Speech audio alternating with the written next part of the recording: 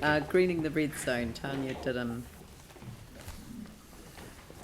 Good morning. Hi everybody. This is my co-chair, Celia Hogan, as well. Kia ora. So, thank you for the opportunity to speak on this. The global settlement per se is such a huge document, we haven't really had a chance to go through it in this short time frame, but we're most interested in Schedule 3 residential red zone land, obviously. Cards on the table, we're a community group who has always openly campaigned for the maximum amount of native regeneration in the Otakaro Avon River Corridor. We started out in June 2011. Ashley Campbell founded us with the catch cry of bring tui back to Christchurch, a common garden bird in most New Zealand cities but missing here.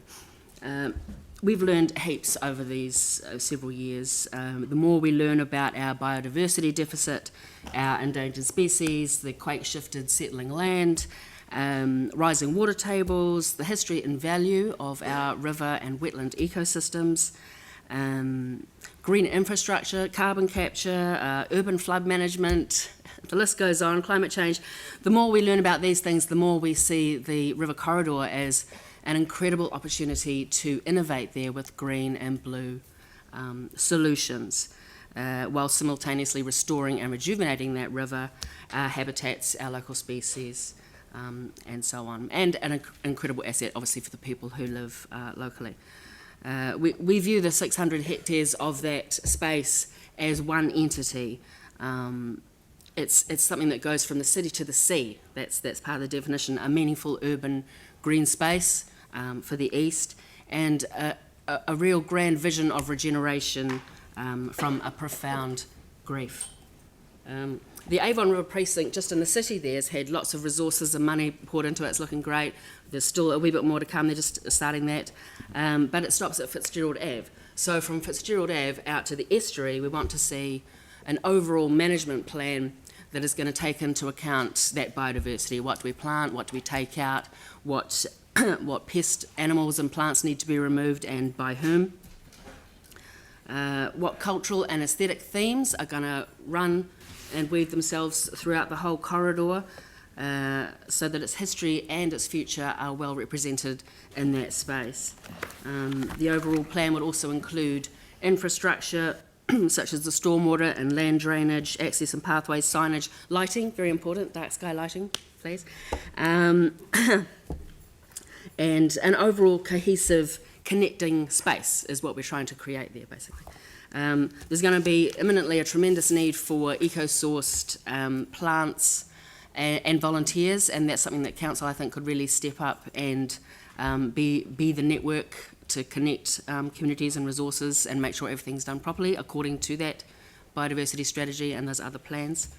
Obviously, where the stock banks go is going to be critical in determining where and what we plant in certain places, and I think we need to kind of get on top of that quite quickly. I know that's kind of a bit further down in the LTP, but Lynn's actually had a pest species protocol.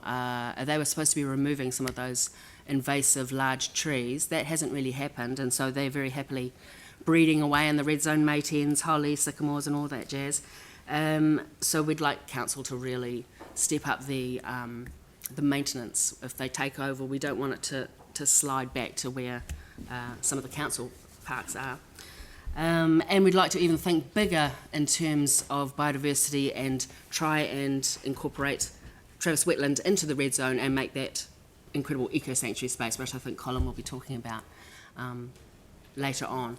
And I'm just going to hand over to Celia to talk more about the governance part of it. Cool. So part of our purpose of coming here today is to share our views on the settlement agreement, but also what this means for the future of the Avon Otakaro River Corridor with regards to governance, leasing and titles. So we do have some concerns around the costs and we feel there might be some negotiation required, but overall we do support the settlement agreement. So we feel that the council need to consider some of the following before making their decision. The settlement agreement must have a short-term transitional governance model to ensure individuals and groups can start activating the corridor. This is essential regardless of what happens. I have also personally given up on a transitional use application as the process changed along the way and we were expected to manage aspects of the application that we believe weren't part of our responsibility. There was also the 30-day clause, which was another inhibitor as far as funding. We were also required to get funding before we were able to secure a lease, which, it just didn't work for our funding applications. We encourage the council to consider the importance of keeping the overall ownership under one entity, for example a trust, however many titles there end up being. Greening the Red Zone engaged with Forest and Bird in approximately 2016 to produce a report looking into the options of ownership and governance for the Avon River corridor. The recommendations were that a trust would be the best model.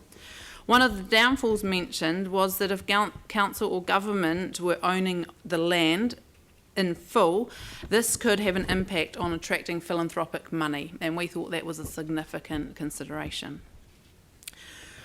We support a shared governance model between council, iwi community and stakeholders going forward. While this loosely described model does not rule out ecological expertise at governance level, it does not expressly require it either. We strongly support having an ecological spokesperson as part of a governance structure. With the state of our planet and ecosystem, an ecological presence and governance would seem essential. The green spine should also be kept as one title. A lot of work has gone into the regeneration plan. With a majority of people supporting ecological restoration as part of the red zone, this will ensure continuity of the space. It may be difficult to keep as one title, but difficult doesn't mean it can't be done. Brendan Anstis said that the council wants to prioritise the green spine, so having one title for this makes sense to us. We support all land use being on a leaseholder basis. This is to eliminate the risk of sell-offs to developers. We also want to encourage faithfulness to Regenerate Christchurch's extensive research and consultation, and in particular maintenance and protecting the integrity of the green sign and also the natural aesthetic. We did have some questions around cost. It wasn't clear to us where all the money is going to come from for maintenance. Yes, there is a sum there that's saying there's a maintenance for period, but there wasn't a breakdown of what LINZ is currently paying and how that translates over, so we were interested in that. And the money that's set aside, it's just understanding if that's actually enough money to cover the costs for an extended period of time, or what else is going to be needed, because that's going to fall back on the ratepayers at some stage. We encourage Christchurch City Council to get some more details on the costs if you don't already have those, and to share that information with ratepayers before a decision is made. We do very much want things to hurry up and get moving, but we feel that that is one area that has not been given to us. Thank you. Thank you.